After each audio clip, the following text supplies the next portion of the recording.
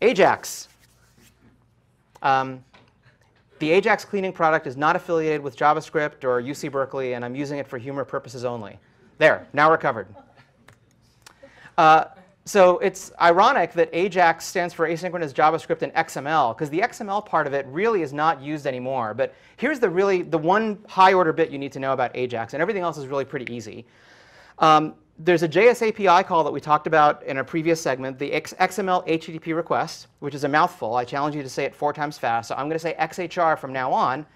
And the big difference between that and what we've done up to before our discussion of JavaScript is you can contact the server asynchronously in the background without triggering a redraw of the full page.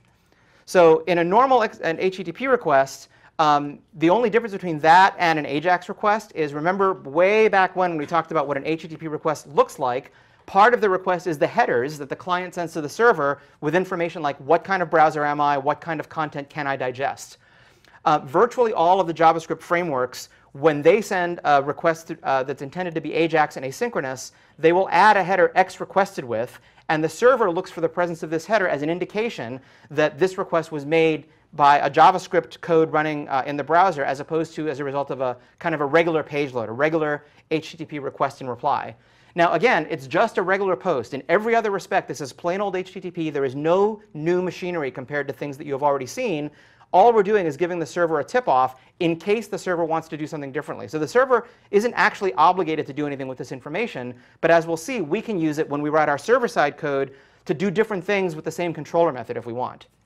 So just as usual, the controller action receives the request through a route, right? So plain old HTTP, all the same mechanisms that you already know apply. And the question is, what should the controller method do in response if it's going to be something different than what it would do for a regular request? Well, one thing you could do is you could render only a page body without any layout, right? As we know, when you render a regular HTML template or a HAML template, Rails will render the application layout, which is the boilerplate around it by default. But if you're doing an AJAX request, you're probably not doing a whole page redraw. So you might want to omit the layout and really just render a template, but without that wrapper stuff. So that's one possibility. You can render a partial. We saw how you can use partials to sort of get chunks of your pages to be easily reusable. Well, here's another way that you can reuse those chunks. For example, you can have a partial that gives information about a movie, and in addition to rendering that partial in a regular template, you could return the partial as the result of an AJAX call and have it essentially stuck in place into the page. So we'll show an example of how to do that. We'll also see that you can render a JSON representation, JavaScript object notation, which is really just a transliteration of the JSON hashes, but with quotes around everything. That's kind of what JSON is. It's a way of expressing semi-structured data that is somewhat less verbose than XML. And because the browser is already written in JavaScript and can consume JSON objects natively, it's become overwhelmingly the most popular format when you want to return data to an XHR call, even though AJAX originally began with using XML as that format. You can still render XML. You can render the XML representation of an active record object. We'll see how that works. And you can just render a plain old string. So at the end of the day, just like any other HTTP request, HTTP is just a request-reply protocol. The data type that you return, that's kind of between the client and the server, right? Conventionally, the client expects HTML pages, images, things like that. But you can return any kind of data structure as long as the client knows what to do with it. When the thing receiving the return value is kind of the browser as a whole, then you need one of the types that the browser can recognize and do something with. But if you're doing AJAX calls, where you wrote the client part yourself, you can return whatever the hell you want, as long as your client code and the browser knows what to do with that information. So what is the basic AJAX cycle? Before showing you how to do it with jQuery, it's worth understanding how it works at the browser JS API level. In part so that you know what the moving parts are and there's no magic, but in part to make you appreciate how nice jQuery makes things compared to doing it the hard way. This is the way that you would do it in most browsers' JS APIs. You create a new XHR object, you call open on it, and you tell it what URL and what HTTP method, like get or post. There's an optional third flag that says don't block waiting on the response, but we're never going to use that. Then you send the request content. If the request content is a form the user filled in, you've got to marshal that form yourself. If something goes wrong, you can abort the request. But basically, once you've sent the request, this call returns immediately, right? Why does it have to return immediately? Because JavaScript is single-threaded. If the call were to block, the browser's UI would freeze, and that's bad for the user. So the call returns immediately, but you have there's a function that the browser provides in the JS API called onReadyStateChange. It's a hook that the browser provides. So basically, during XHR processing, various interesting events can happen. For example, the browser could tell you, I have successfully opened a connection to the server. I have successfully sent things to the server, and I'm now waiting for a response. I've received headers from the server. I am beginning to receive content from the server. I am done receiving content from the server. Here is the content. So there's like 6 or 7 states that you can go through. And on every one of those, your onReadyStateChange function is going to be called. It's a function that you, the programmer, are expected to provide. And most of the time, the only thing you care about are, I started, I'm finished, an error happened. But you have to decide what to do with the other ones. And once you're done, if the last time you get called for your onReadyStateChanges, the content is ready, you can see the HTTP status sent back by the server and the response content string, which is just a blob of text from the browser's point of view. So this is the way you would do it with raw JavaScript if you were not using a jQuery-like framework. As you might expect, the jQuery way is much nicer.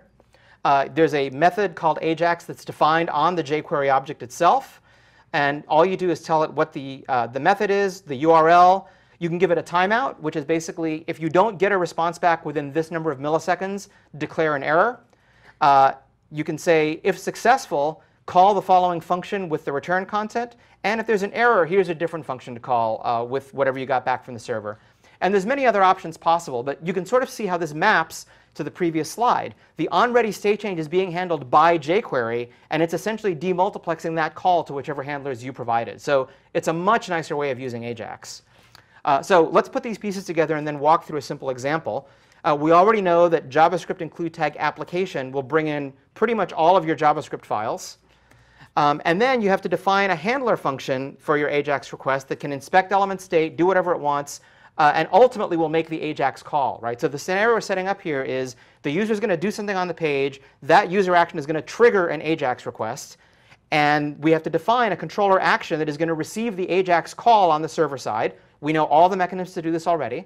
The controller action will render something that gets returned. And jQuery will be nice enough to call our callback function when we successfully get that reply. So depending on what we chose to send back, there's various things we could do with that reply. If we chose to send back JSON objects, we unpack those objects and modify the DOM to include some of that data. If what we sent back is, for example, a partial, then what we've got in our hands is a blob of HTML. What we could do is use jQuery to insert that blob of HTML as the contents of some element. So a very common technique is to start out a page that has an empty div, and when you get the result of some AJAX callback, you stuff whatever you get back from the server into that div. Or, as we said, you could get back a response from the server that causes you to modify the CSS classes of one or more elements, thereby changing the way that they appear. So here's a simple example of how you would do this. What we're doing here is we're assuming an AJAX call that when the user clicks on the more information about some movie button, it would actually bring up a floating window with the movie information using AJAX instead of going to a whole new page with the movie information. And there's a screencast that's referenced from the book and referenced from the other course materials where you can see an example of this in action. So the movie's controller show method looks almost identical to the way it looked before. The only thing that's been changed is that if the request, and remember request is the controller object that represents the incoming HTTP request, Rails defines a method called XHR ? Which returns true if that XHR header was present. In other words, if it's likely that this is an XHR, not a normal HTTP request. So if that's the case, we'll render the movie partial. And object movie just means in the partial, remember that partials make reference to a local variable. It just says this is the thing we want to set the local variable to. So we're basically doing the same thing that the partial would normally do in a template, but we're just returning just the partial and nothing else. What happens if XHR is not true? Well, then we fall through and we do the thing we've always done, which is render the default template. Right? So basically, I've added one line to an existing controller action and made it able to return something slightly different if the request comes in as AJAX versus a regular HTTP request. Now, what does the JavaScript side of this look like? Let us take a look.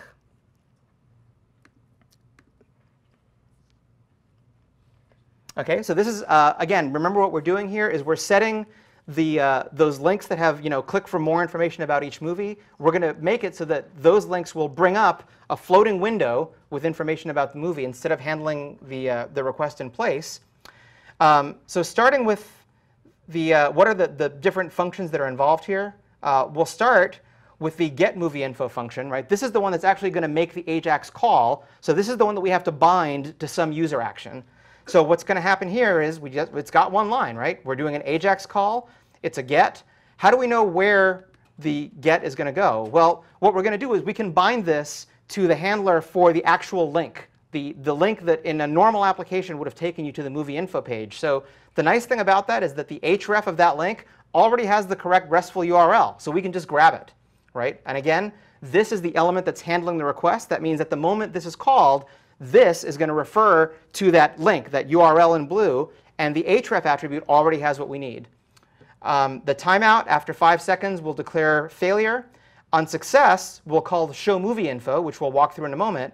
And if there's an error, we'll do the simplest possible thing. We'll just put up a JavaScript alert that says an error happened. In real life, you'd probably want to do something a little more friendly. So what happens when we get success? Then presumably, this show movie info function is going to be called. And these functions, if you read the jQuery API and the native JS API, you'll see that you always get 3 arguments, although you don't always use all 3. You get the actual data that came back from the server. You get the HTTP request status from the server. And you get a representation of the original XHR object in case you wanted to inspect any of its properties as part of your callback. But basically, without going into a lot of detail about what the code does, we compute a window that's half the width of the main window. And we stick all of this stuff, right, the data that we received, we call the HTML method to set the HTML of some element on it. So this is a great example of jQuery chaining. We're going to take the element whose ID is movie info, which in our case started out as an empty div. We're going to change its CSS properties to basically make it visible and set its dimensions. We're going to change its HTML content to be whatever we got back from the server, and then we're going to show it. Right, so in our original file, this element was hidden, and it was an empty div. Now we're actually stuffing some things into it that we got back from the server.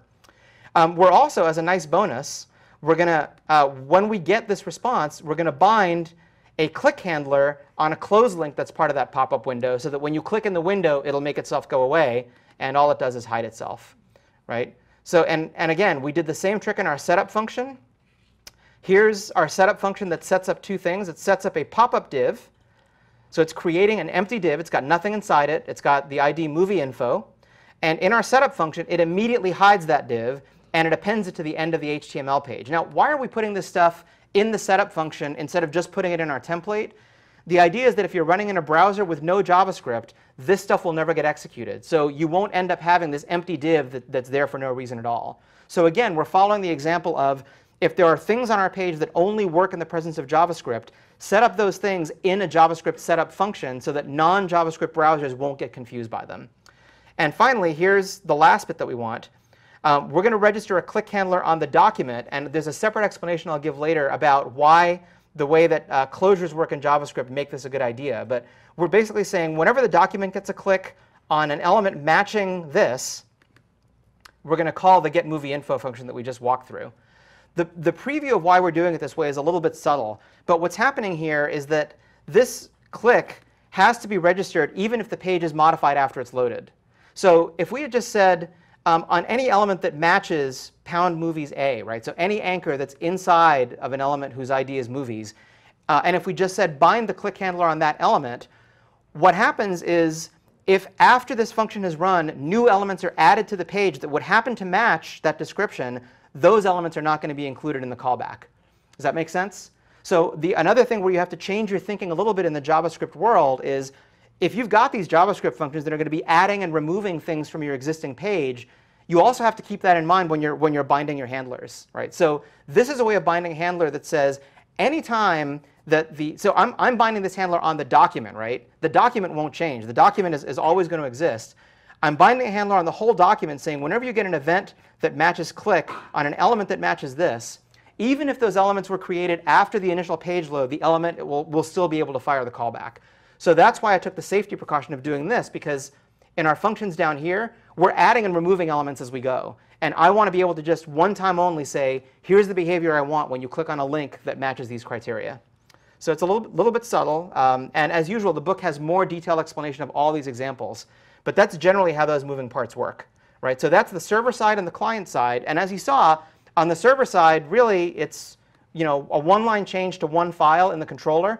All of the other machinery is reused. Routes work just the way they always did. Rendering works the same way it always did. Partials can be reused. The only new thing is we can selectively do a different behavior if the request turned out to be an XHR.